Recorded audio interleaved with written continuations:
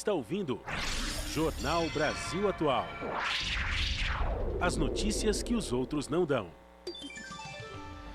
Agora são 7h40 e vamos conversar com o médico sanitarista, professor universitário e ex-ministro da Saúde no governo Dilma Rousseff, Arthur Chioro. Bom dia, Chioro. Bom dia. Chioro, ontem a gente teve o informe, do Ministério da Saúde, reunindo dados das secretarias de Estado da área de todo o Brasil, dando conta de que o país já tem hoje 77 mortes e 2.915 casos de coronavírus, O Brasil saltou em um mês de um caso para 400 e o total de mortes ele aumentou 37% em um dia. Como que você vê o atual cenário da pandemia de coronavírus aqui no Brasil, Chioro? Olha, eu vejo com muita preocupação.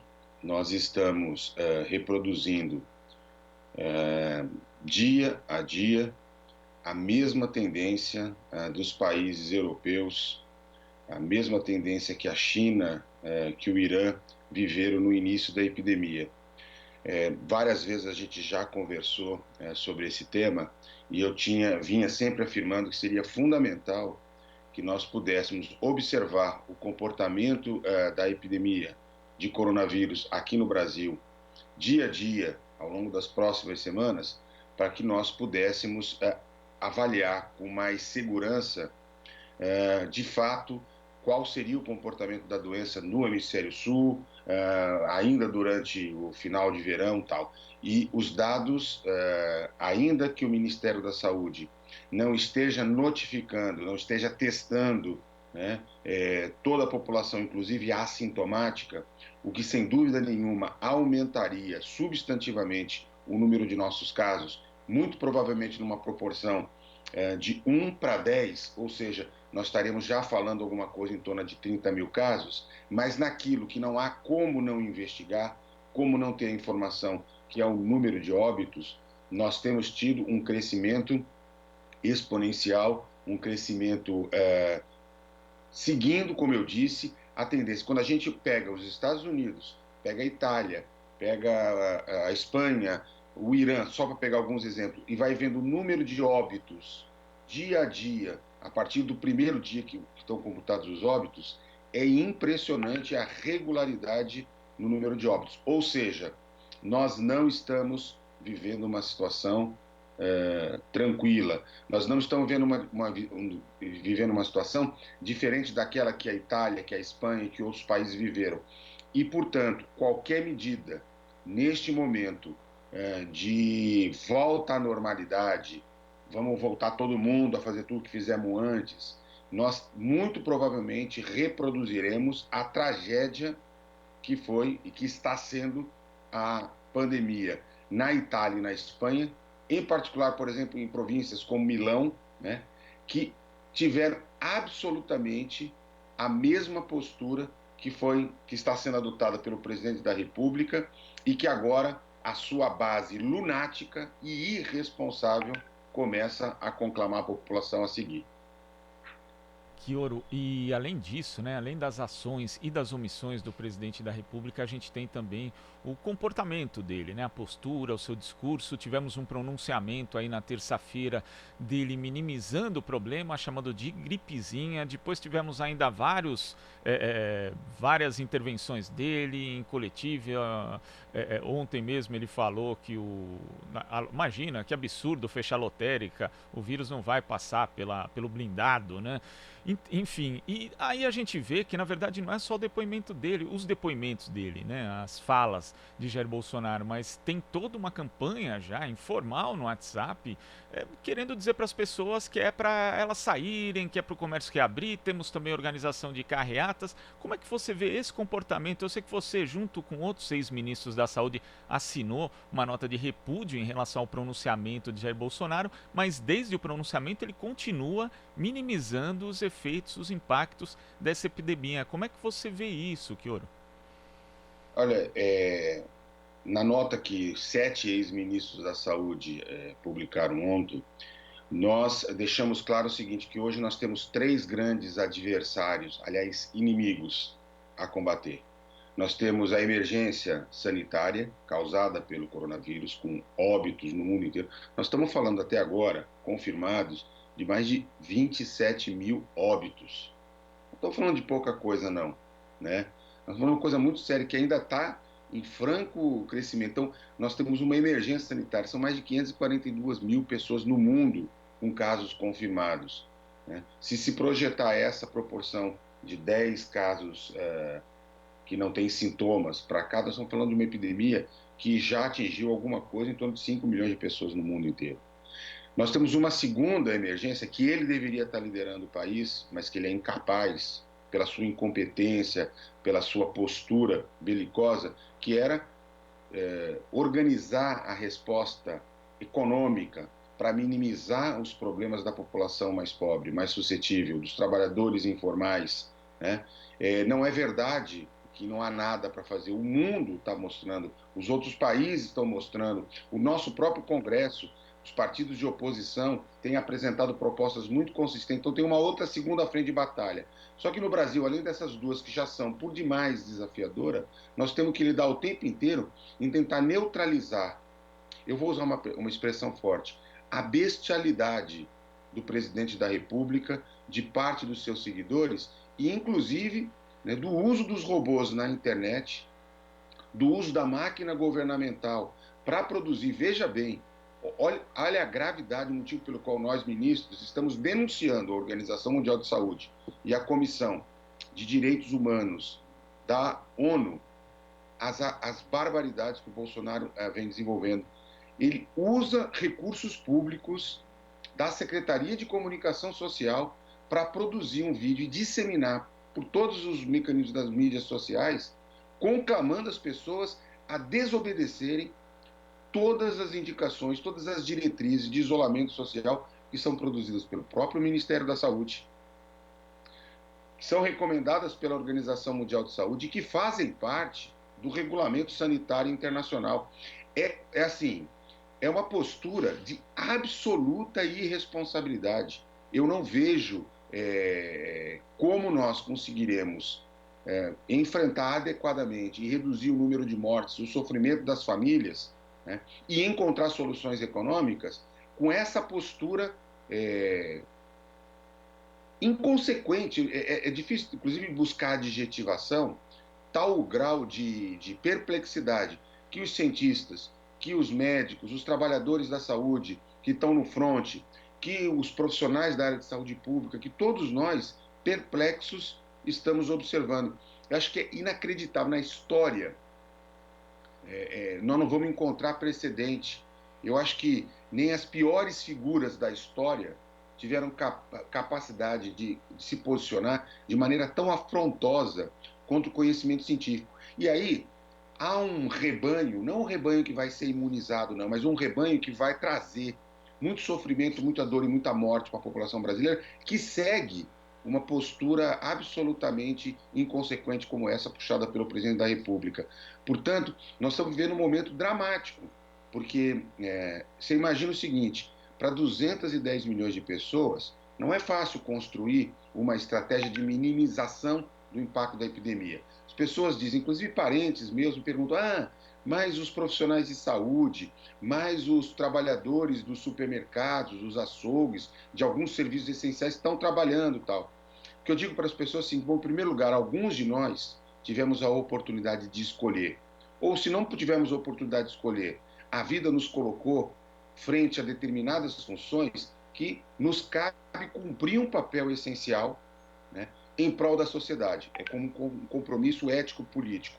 Agora, se todos ficarem em casa, se todos colaborarem, mesmo aquele que precisa ir para a fábrica, porque é um serviço essencial, aquele que precisa ir para o supermercado, aquele que precisa ir para a farmácia, ou nós, médicos, enfermeiros, fisioterapeutas, enfim, profissionais de saúde, vamos ter as nossas vidas menos ameaçadas, porque quanto menor a circulação do vírus, maior controle sanitário, ainda que não seja possível colocar 100% das pessoas numa bolha. Então, assim, é preciso compreender que quando se pensa em saúde pública, a gente não trabalha com exceção.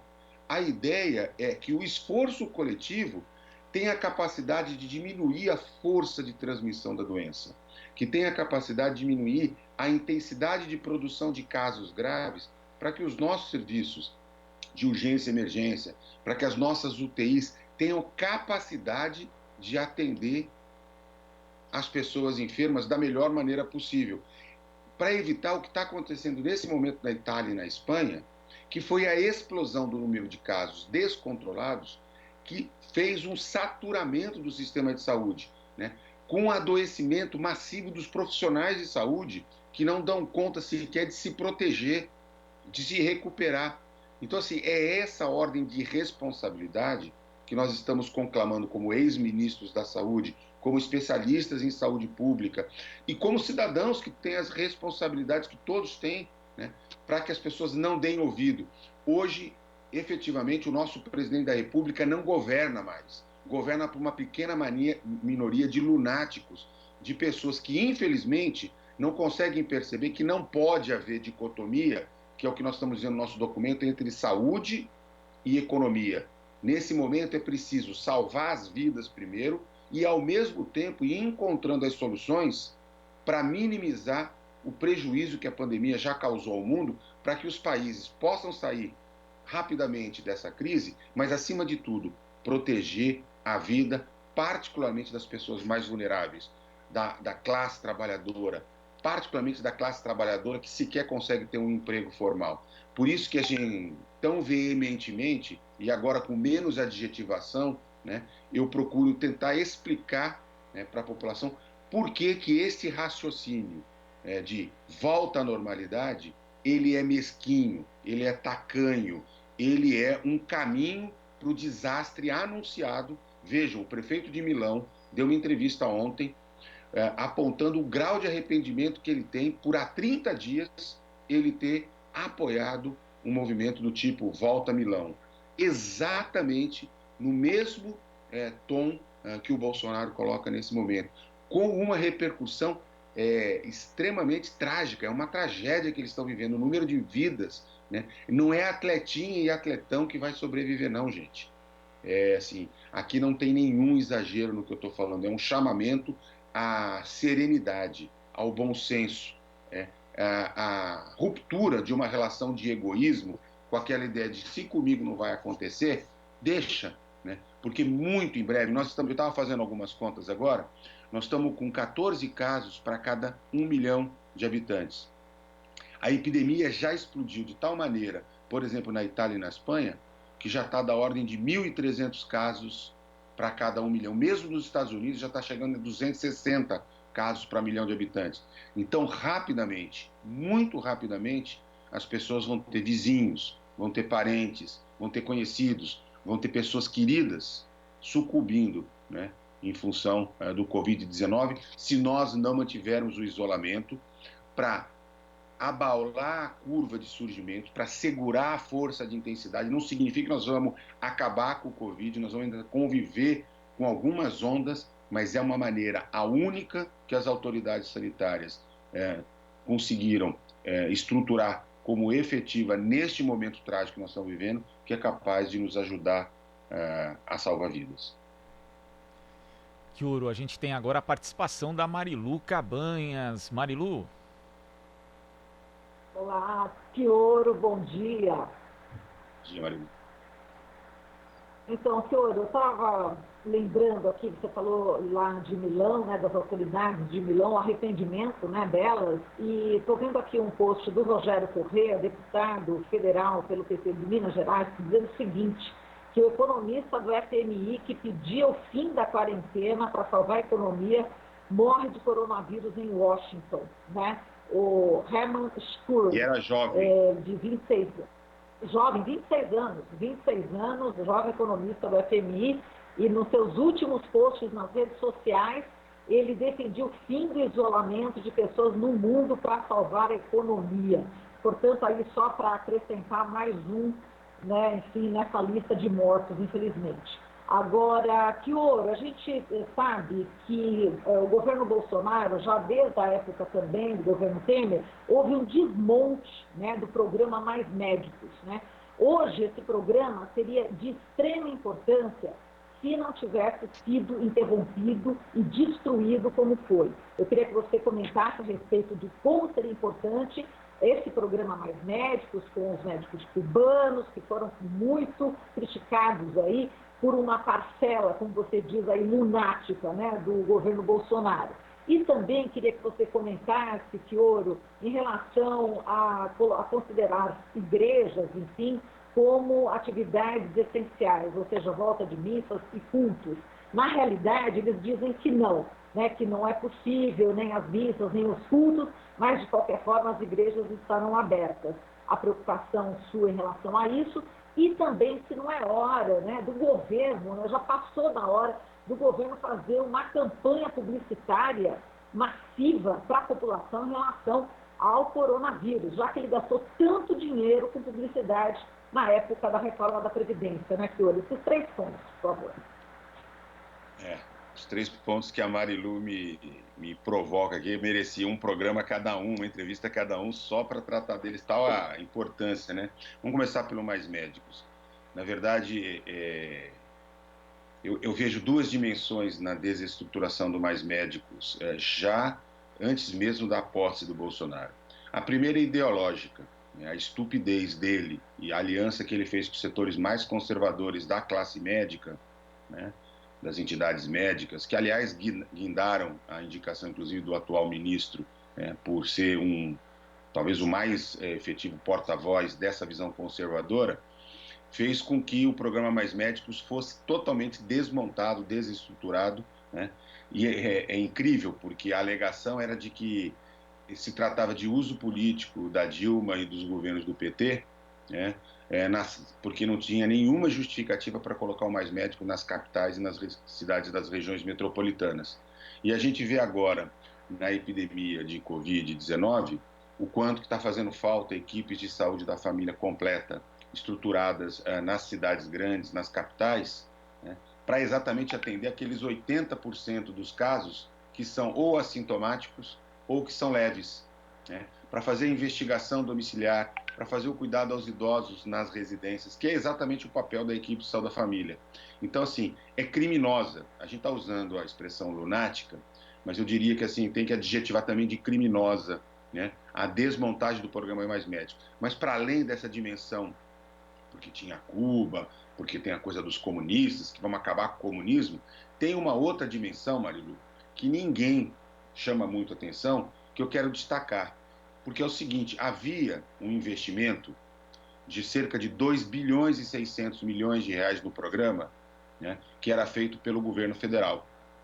E na medida em que o programa é desmontado, ele se encaixa exatamente no conjunto de políticas econômicas restritivas desencadeada pelo Paulo Guedes, né, cujo maior efeito é a emenda do teto. Então, para ajustar o corte de gastos na saúde, a desestruturação do Mais Médicos foi um elemento importante para fechar a conta.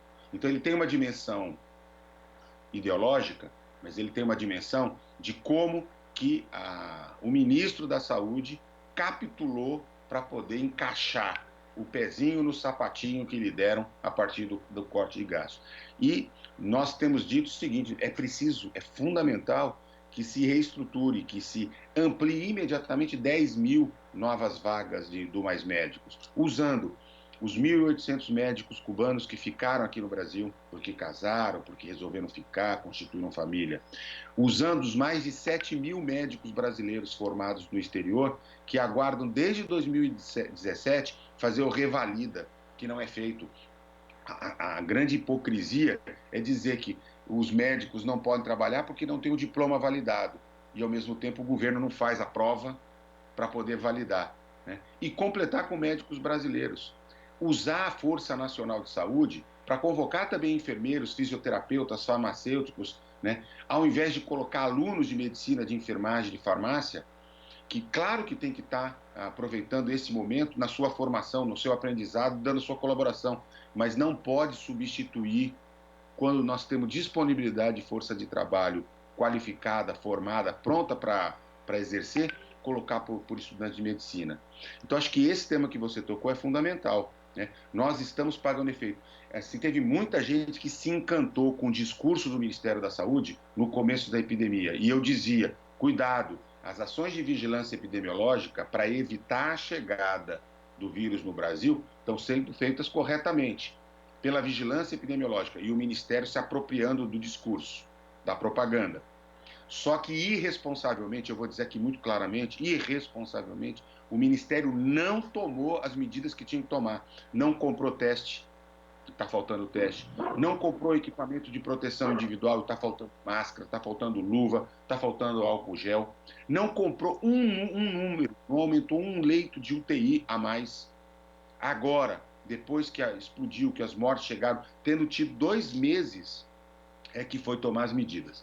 E aí eu quero comentar muito rapidamente as outras 2 questões que você me perguntou. Sobre as igrejas, não me parece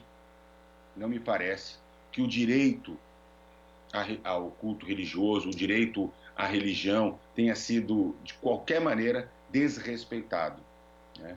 Eu sou espírita, quem é católico, quem é evangélico, enfim, nós temos direito a continuar professando as nossas fés, as nossas crenças, orando e etc. Agora, neste momento, nós somos chamados a fazê-lo ou usando as mídias sociais, e aí tem programas, tem as missas, tem os cultos online, né?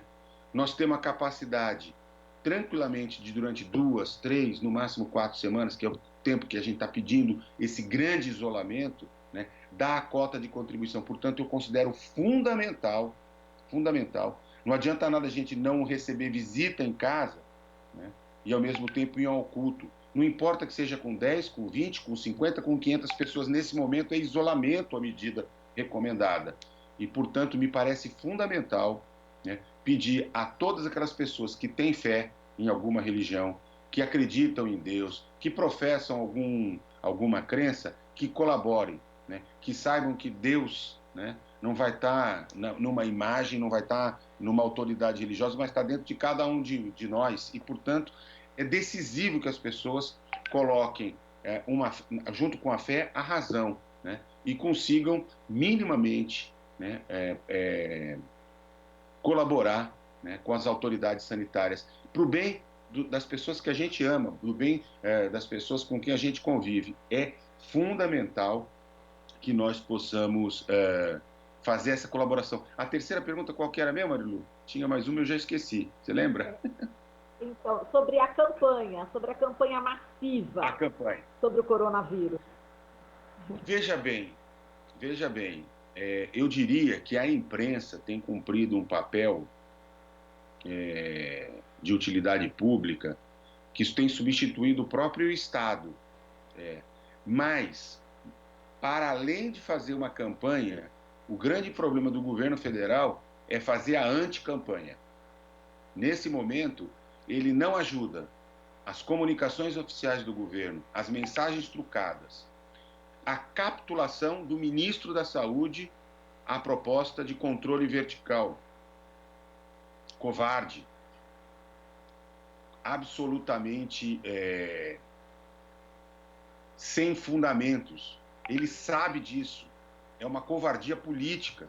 É uma covardia, é um apego ao cargo que não cabe a uma autoridade máxima da saúde pública brasileira no momento em que a gente vive como o maior problema do país a pandemia.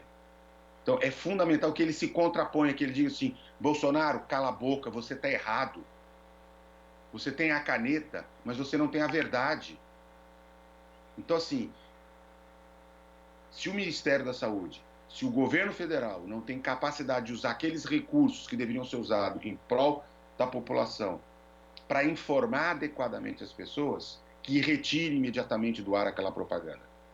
Eu tenho feito contatos desde ontem, quando eu tomei conhecimento, com deputados como o Alexandre Padilha, Jorge Sola, com o ministro Humberto Costa, com o ex-ministro Humberto Costa, que é senador de Pernambuco, com senadores e deputados de outros partidos, pedindo para eles, para que entrem imediatamente com uma ação, né, para seja retirada essa publicidade que a Secretaria de Comunicação Social soltou a partir de ontem, no final da tarde. Ela é criminosa, ela é contrária a tudo aquilo, a todos os esforços que todos os países do mundo, com muita dificuldade, estão fazendo. Tá certo, Quioro, a gente queria agradecer muito a sua participação aqui. Vamos voltar a nos falar porque infelizmente essa epidemia vai continuar e as necessidades de isolamento social também, que a gente sempre reforça todo dia aqui no Jornal Brasil Atual, e queria que você concluísse justamente falando a respeito disso, né? O que as pessoas devem fazer em relação ao confinamento, ou seja, é preciso que as pessoas permaneçam em casa podendo, né, Quioro? Exatamente. Se eu tivesse que deixar uma mensagem final, eu diria o seguinte: não vamos afrouxar as medidas de higiene pessoal. Lavar as mãos, o uso do álcool em gel, a limpeza de todas as condições que a gente vive, o cuidado com o contato pessoal, particularmente quando a gente toca em outra pessoa, quando a gente pega um objeto, sempre lavar as mãos ativamente. Mas nada disso vai adiantar se a gente, nesse momento, não ficar em casa. Ficar em casa é a medida, talvez a palavra de ordem número 1, né? Neste momento, é um esforço, são dias, talvez algumas semanas, e nós ainda precisaremos observar esse isolamento social importante. Claro, como eu disse, tem gente que vai precisar sair, tem gente que precisa cumprir determinadas tarefas, mas pensem de maneira inteligente, pensem de maneira coletiva. À medida em que todos nós colaborarmos, mesmo aqueles poucos que precisarem sair para cumprir determinadas funções essenciais, estarão mais protegidos. Pensem no limite, na vida dos médicos, dos enfermeiros, dos técnicos de enfermagem, que estão lá no front, né?